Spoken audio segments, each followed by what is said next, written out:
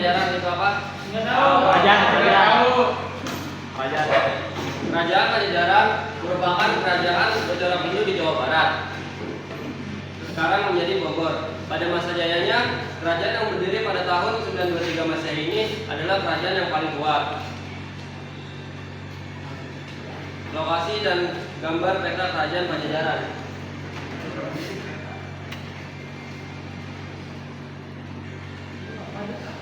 Lokasi kerajaan. Kerajaan Pajajaran berlokasi di Pakuan, yang saat ini dikenal sebagai Kota Bogor, Jawa Barat.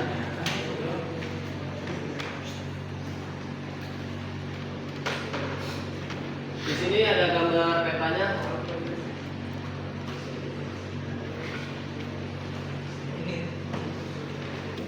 Gambar peta yang kedua. Berikut ini beberapa raja yang memimpin kerajaan Indonesia. Di sini sudah ada yang tahu raja yang terkenal. Prabu Siliwangi. Yok. Yok. Beberapa raja yang memimpin kerajaan Pajajaran. Satu, Sri Prabu Maharaja atau Prabu Siliwangi. Nah, di sini udah pada tahu kan Prabu Siliwangi? Prabu Siliwangi ternyata memimpin kerajaan Pajajaran sekitar tahun 1482 sampai 1541 Masehi. Sekitar 39 tahun.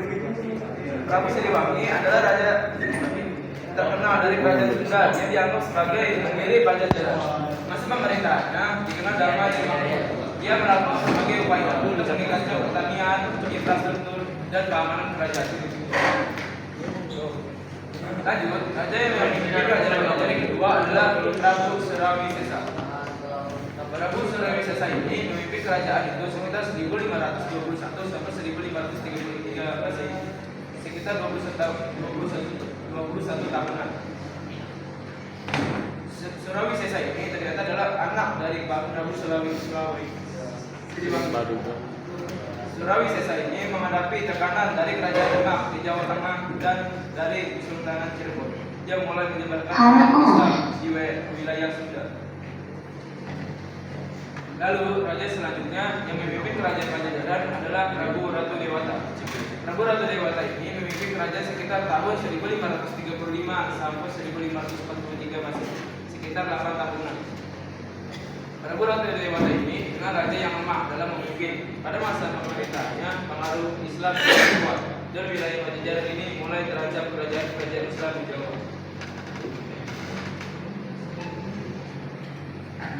Dilanjutkan dengan Dani.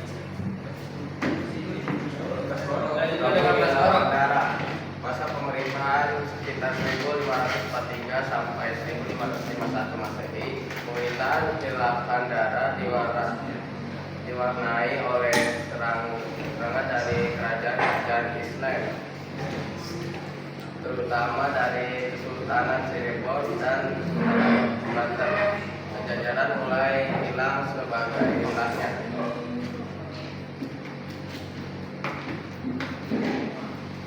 Prabu Gragamaya. Masa pemerintahan sekitar 1551 sampai 1547 Masehi. Prabu Surya Kencana adalah kerajaan Ternari Pajajaran pada masa pemerintahan kerajaan Pajajaran akhirnya runtuh akibat serangan dari Kesultanan Banten pada tahun 1579. Peristiwa ini dikenal sebagai runtuhan Pajajaran.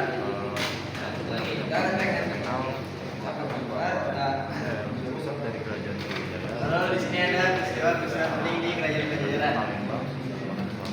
Pertama adalah masa kejayaan kerajaan Pajajaran. Masa kejayaan Pajajaran ada ketika masa kepemimpinan Sri Baduga Maharaja atau kerap disapa Prabu Siliwangi. Pada masa ini kerajaan Pajajaran sangat maju karena rajanya Sri Baduga Maharaja mampu memimpin rakyatnya dengan mengganggu asas kesusastraan dalam kehidupan sosial masyarakat. Raja Sri Baduga Maharaja pun berperan dalam pembinaan agama, pembuatan jalan, pembuatan pertahanan. Dan pada masa kejayaan Sri Baduga Maharaja ini tercatat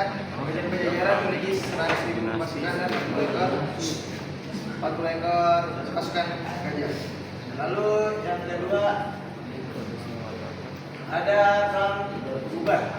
Perang Bubat ini terjadi kurang lebih tahun 1360 Masehi.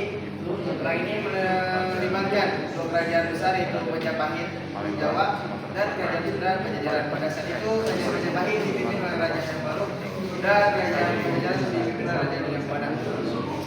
Awal mula perang Bubat ini adalah ketika Raja Syahrul meminta tiga Pitaloka putri daripada Raja Dinangpada ini untuk menikah dengannya. Lalu pergolakan terjadi karena Gajah Mada berambisi untuk menguasai seluruh kerajaan di Nusantara ini. Gajah Mada meminta agar pernikahan Raja Hayam dan Tiga Pitaloka ini sebagai simbol bahwa kerajaan Sunda tunduk atas kerajaan Majapahit. Lalu permintaan ini pun ditolak oleh kerajaan Sunda. Akhirnya pun terjadi perang dan peristiwa ini banyak sekali mengakibatkan kematian. Bahkan Tiga Pitaloka pun tewas bunuh diri ketika kerajaan Sunda sudah kalah. Dan Raja Linggabuana yang baru mengetahui kejadian ini pun sangat menyesal dan sangat marah kepada Gajah Mada. Lanjut yang ketiga adalah masa keruntuhan Pajajaran.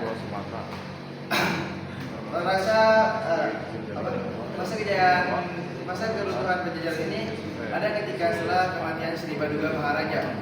Perpindahan kekuasaan itu terjadi. Raja Surawisesa digantikan oleh Ratu Sakti yang dianggap acuh tidak acuh kepada rakyatnya.